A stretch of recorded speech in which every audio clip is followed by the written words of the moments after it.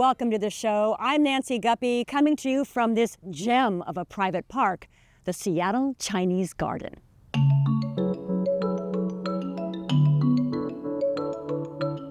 Conceived as a celebration of the sister city relationship between Seattle and Chongqing, the Seattle Chinese Garden officially broke ground in 1999. 26 years later, this 4.5-acre oasis is one of the largest Chinese gardens outside of China and the first in the United States to represent an authentic Sichuan landscape design. Featuring Sichuan horticulture, the gorgeous Luoyang Peony Garden, the Knowing the Spring Courtyard, the Chongqing Gate, and the Songmei Pavilion and Bamboo Garden. Add it all up, and you have one of our fair city's best-kept secrets. The Seattle Chinese Garden is open to the public every day except Monday. Hours and location are at seattlechinesegarden.org. We have an excellent lineup for you, including Ai Weiwei at Seattle Art Museum, Bumbershoot 2025,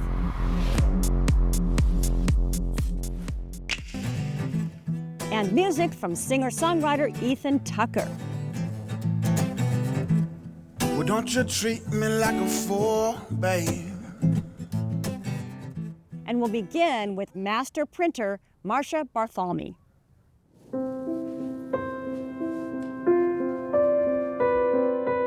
The best definition of a printer that I've ever heard anyone give was John Cage.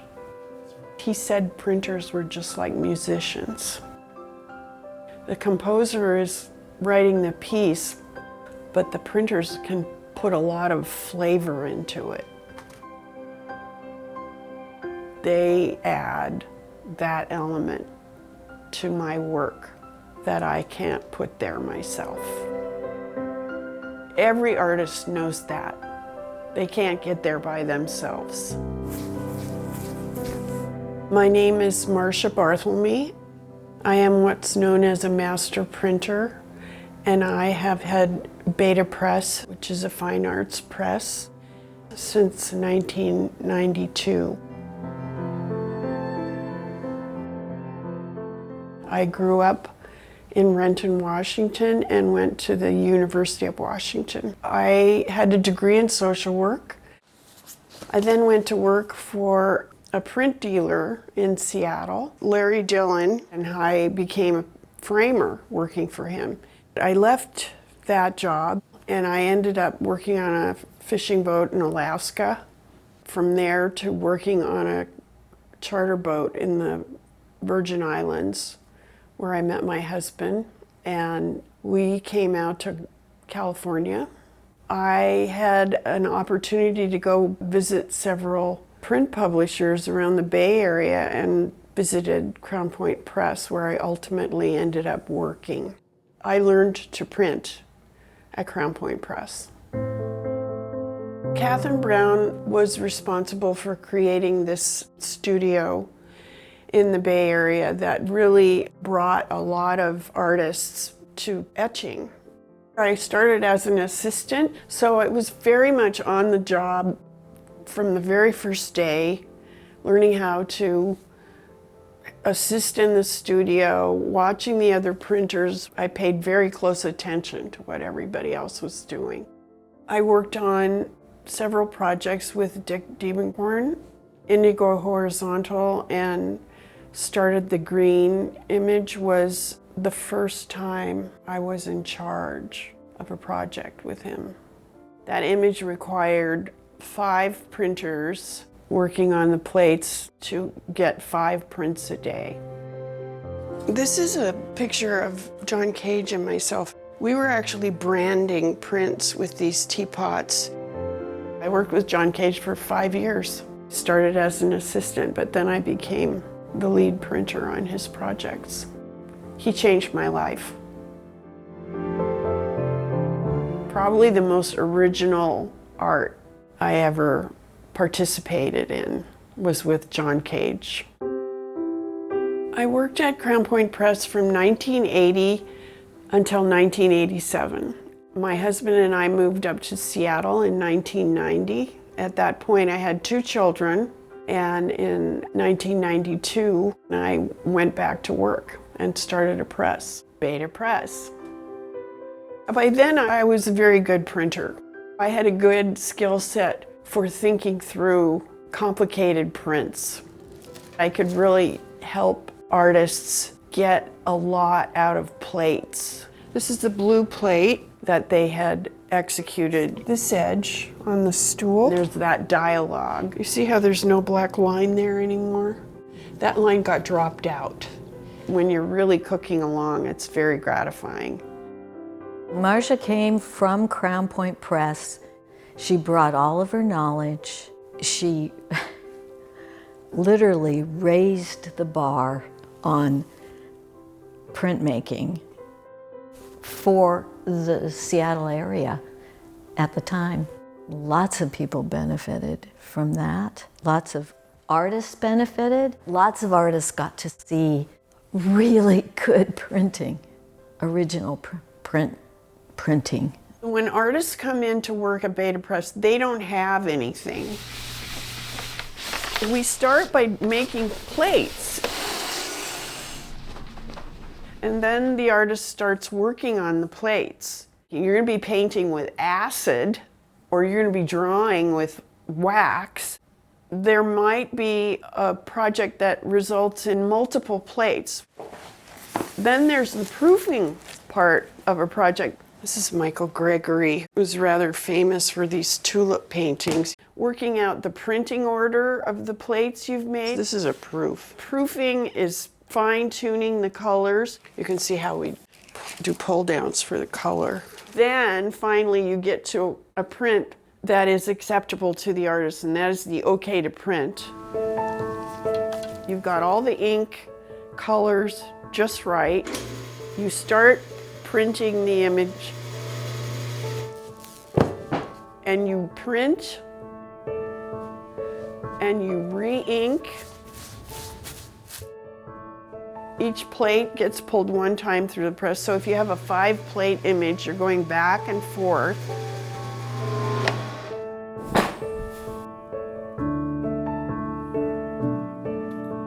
And then you clean off all the residual ink off the plates, and you start all over again. So if you're pulling an edition of, say, 25 prints, you do that 25 times. Whew. Those prints are the originals, because the image does not exist outside of the plates. It is an original medium. It's not a reproduction.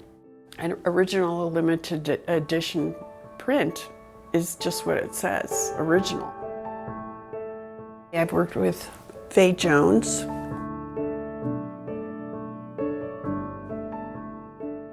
I worked with California artist Michael Gregory, who did some really beautiful prints with us. James Lavador.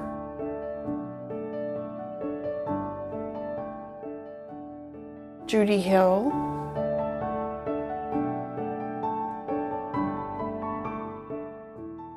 I did a project with John Grotti.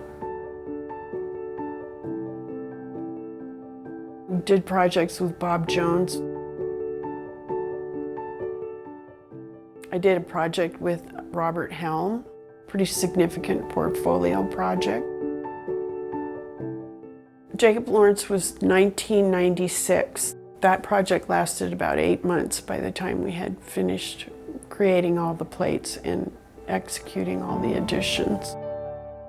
Every artist is very different in the way they have a working style. I think prints are very important because they're a very democratic way, in so many ways, for people to start collecting art or to keep collecting art.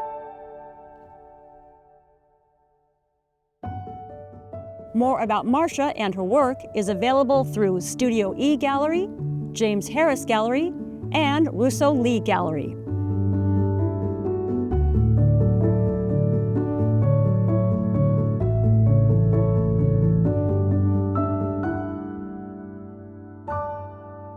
Our music this week is from singer-songwriter Ethan Tucker, performing his original tune titled Number from the stage of the Sunset Tavern.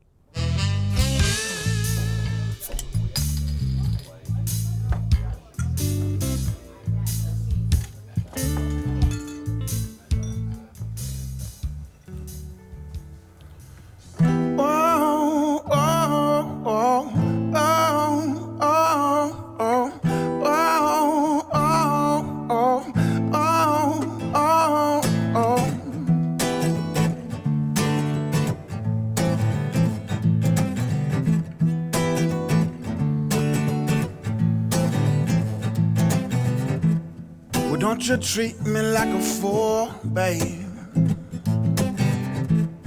Don't you play no game, 'cause I ain't no child, babe. And I must show you what I mean. And I know what you've been thinking, 'cause baby, I've been thinking just the same. I said, oh, oh, oh, I got your number. Oh, oh, oh, I'm on the line. Oh, oh, oh, I got your number. And I wonder if 6 turned into 9 and I had one last time. Could I call on you tonight?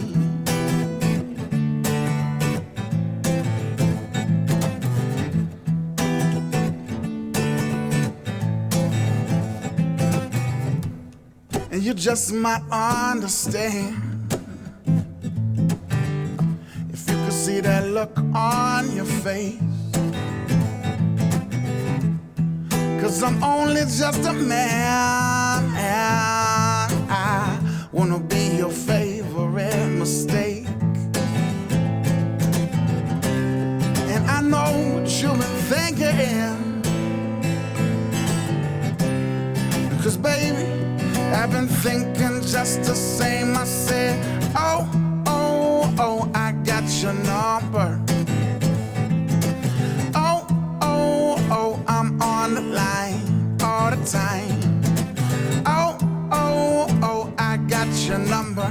And I wonder if 6 turned into 9 and I had one last time. Could I call on you tonight? And would you understand that this ain't no thing?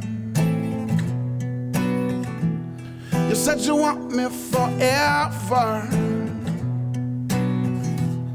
Well, I don't know what that means. But oh, oh, oh, I got your number. Oh, oh, oh, I'm on the line. Oh, oh, oh, I got your number. Oh, oh, oh, I'm on the line all the time. Oh, oh, oh, I got your number. And I wonder if I was down to my last dime and I finally lost my mind, could I call on you tonight?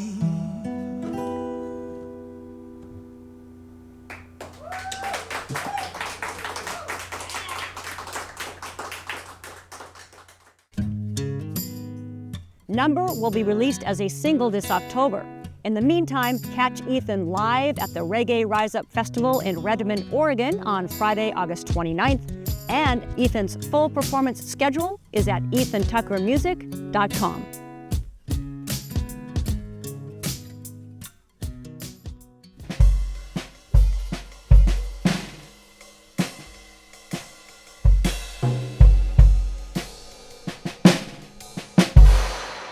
We are in one of the final galleries of Ai Weiwei.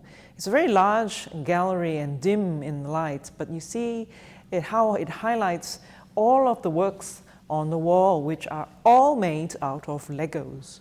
For Ai Weiwei, Legos is a very important medium. He started using it in 2014, and he has continued over a decade now, creating all kinds of images with Legos, which he feels like is a very interesting visually because it is by nature pixelated. So it looks kind of like Roman mosaics, it looks like pointillist paintings, and it looks like smartphone snapshots. This is one example of a smartphone snapshot. The image today is quite iconic. It shows Ai Weiwei inside an elevator. He has lifted up his phone, and you can see his flash going off and it reflecting in all the mirrors in the elevator. He's in there with a friend of his and also a policeman who had come to take him away in the middle of the night. Ai Weiwei had been called to testify at a fellow activist's trial, and this was during the 2008 earthquake when they had begun asking for transparency and for more information as to what had happened that led to the tens and thousands of people who died during a magnitude 8 earthquake in Sichuan province in southwest China. So he was prevented from testifying. They went into his room, they hit him on the head. He had developed a hematoma that nearly killed him. This work is a Lego version of that very famous photograph, which he, as soon as he took it, he somehow managed to post it online, where it instantly went viral. It reminds us of the importance of smartphones in acts of resistance and in political activism today.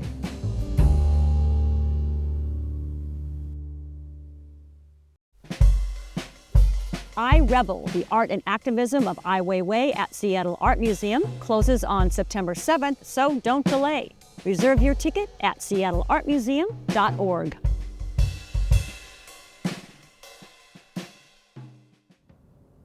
And now a quick preview of Bumbershoot 2025. This beloved local event, one of the longest-running independent festivals in the world, celebrates its 52nd year with 2 action-packed days of cool music, expansive visual art, and culinary deliciousness, along with the always popular Fashion District, Wig Farm, Gravity Park, SOS Wrestling, and Cat Circus. The 48-hour Fun Fest runs Saturday and Sunday, August 30th and 31st. For the full schedule, along with ticket and pass information, go to Bumbershoot.com.